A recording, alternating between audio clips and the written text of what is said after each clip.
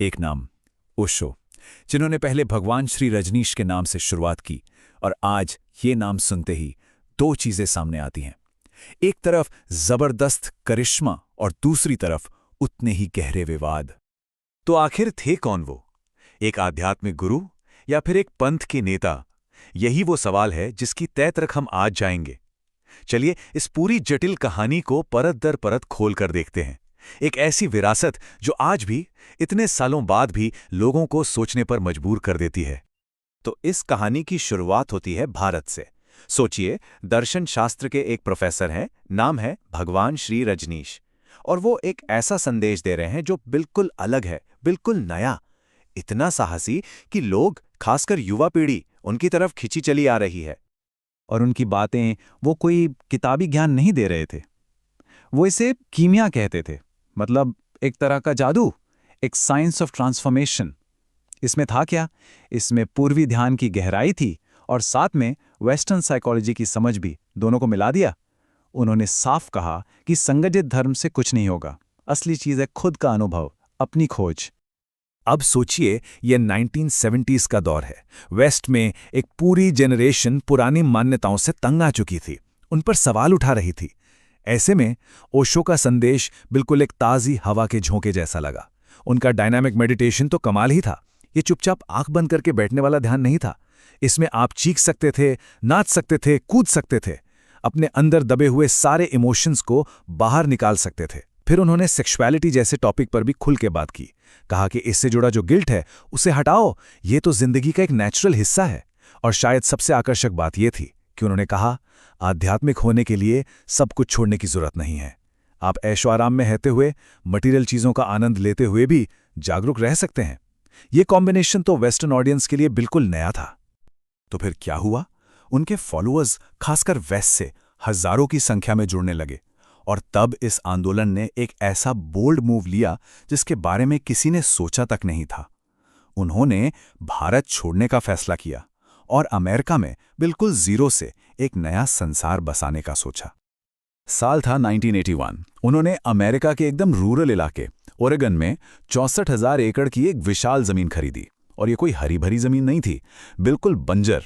और मकसद था एक ऐसा शहर बनाना जो पूरी तरह से आत्मनिर्भर हो, एक यूटोपिया, एक आदर्श शहर जो पूरी दुनिया के लिए एक मिसाल बन सके। और इस काम को अंजाम दिया उनके अनुयायियों ने, जिनको सन्यासी कहा जाता था। ये कोई आम लोग नहीं थे, इनमें डॉक्टर्स थे, लॉयर्स थे, साइंटिस्ट थे, सभी बड़े पढ़े लिखे लोग।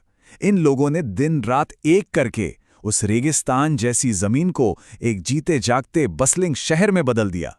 सोच कर देखिए, कुछ ही सालों में वहां सड़कें बन गईं, घर बन गए, यहां तक कि उनका अपना पावर प्लांट भी था।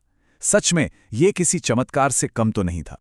और इस नए शहर की दौलत और सफलता का सबसे बड़ा प्रतीक, सिंबल क्या था? ओशो की 93 रोल्स रॉयस। हाँ, 93।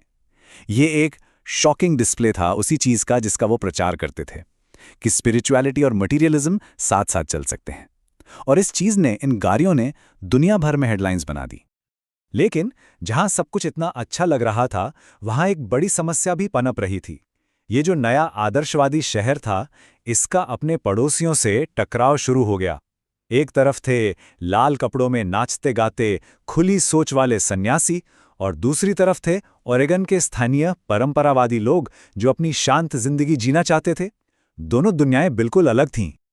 जैसा कि यहां देख सकते हैं, दोनों का विजन, उनके लक्ष्य, सब कुछ एकदम अलग था। रजनीशी लोग एक नया स्पिरिचुअल शहर बनाना चाहते थे जिसे वो भविष्य का मॉडल मानते थे, जबकि जो लोकल कम्युनिटी थी वो बस अपने पारंपरिक ग्रामीण मूल्यों को बचाना चाहती थी। उनके लिए ये रजनीशी लोग एक खतरा थे, एक हमला था उनके कल्चर पर। और बस यहीं से शुरू हुई लीगल बैटल्स और पॉलिटिकल दांव-पेच की एक लंबी लड़ाई।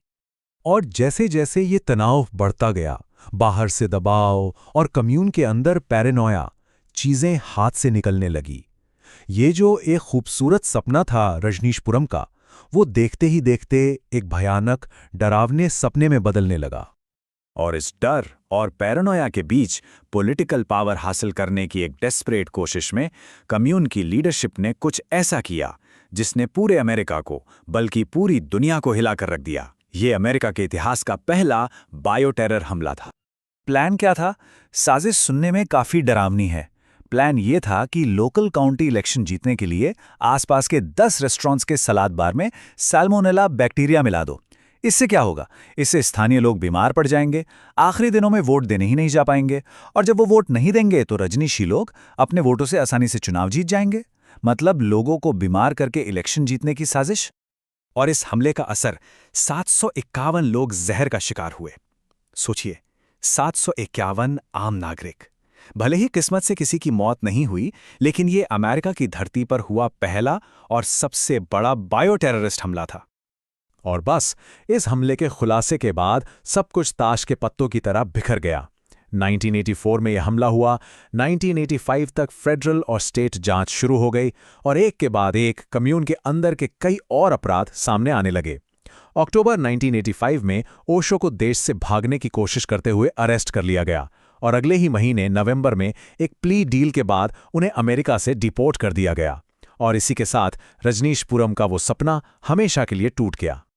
तो सवाल ये है कि रजनीशपुरम के खत्म होने के बाद और 1990 में ओशो की मृत्यु के बाद उनके आंदोलन का, उनकी शिक्षाओं का क्या हुआ?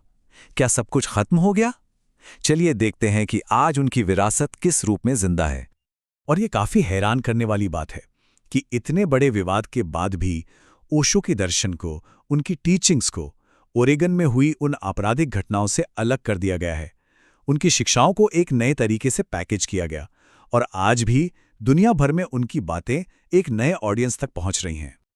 ये जो चार्ट है, ये इस कॉम्प्लेक्स विरासत को बहुत अच्छे से दिखाता है। देखिए, एक बहुत बड़ा हिस्सा आज भी उनकी किताबों और मीडिया सेल्स का है। मेडिटेशन रिजॉर्ट्स हैं, ऑनलाइन कोर्सेज हैं।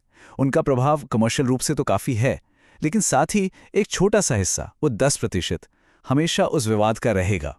मतलब एक तरफ उनकी टीचिंग्स हैं और दूसरी तरफ उनके कम्यून के अपराधों की एक गहरी, ना मिटने वाली छाया। तो अंत में ओशो और रजनीशपुरम की ये पूरी कहानी हमें एक बहुत ही ज़रूरी और शायद थोड़े अनकंफर्टेबल सवाल के साथ छोड़ जाती है। सवाल यह है कि भक्ति कब खतरनाक हो जाती है? विश्वास और अंधविश्वास के बीच की वो बारीक सी लकीर आखिर है कहाँ? और जब वो लकीर पार हो जाती है तो क्या होता है? ये एक ऐसा सवाल है जिसका जवाब शायद सभी को अपने अंदर ही ढूंढना होगा।